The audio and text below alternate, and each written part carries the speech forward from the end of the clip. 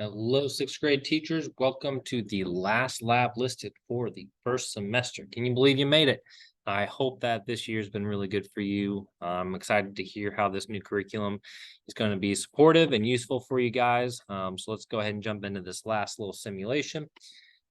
Now, this one, we are in activity 13 for 2.2. This one, I might actually change to being sort of an optional lab. After opening it up and looking it over, I don't know if you're going to be getting this specific with weather for your students. As you'll see, it kind of has them predicting weather maps and different cold fronts, warm fronts. It's kind of a bit much. When you open this, it gives instructions up above, but you want the number 8, weather and climate activities, if you're opening up the guided work for the students to go with. And this is what that looks like. So it does give them, if you're going to use this, definitely give them this. So that way they have a better format, and you'll see why in a second, just because it's a bit complex of a simulation compared to the other ones that we've done. And so they can do different trials to match up different things. So I would really recommend that you give this out to go with it. Otherwise, students may end up getting a bit lost. Let's open the simulation. You'll see why.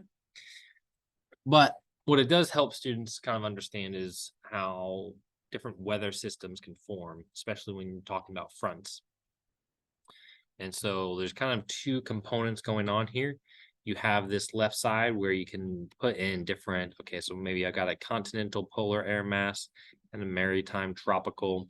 If they need more information about what those are, they can read them there.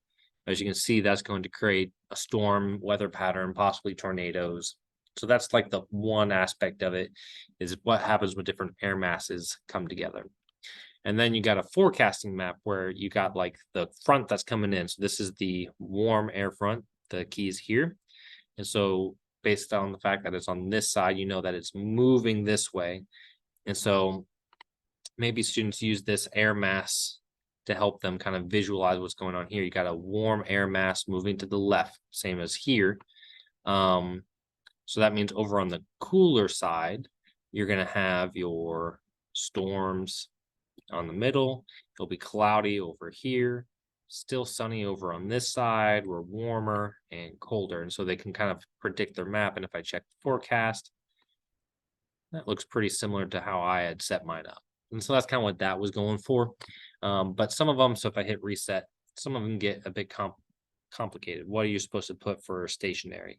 If I check the forecast, I'm not sure how I'm supposed to know that this was sunny and warmer. I would have thought that was cooler, but I'm not an expert at weather maps. So use this as much or as little as you want. I definitely think that if you do, this guided document is going to help students run a few trials. And at the very least, just see how fronts, when they collide, that's how we get those big weather events.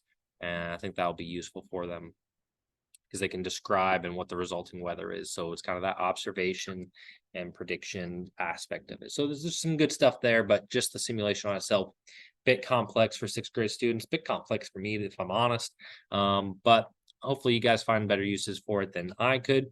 And again, you are doing, this isn't the grade level. Number 8, weather and climate activities is the one that we're using in this. Okay, that is enough of that. I hope your semester ends well, and I will catch you guys in the next video in the next semester.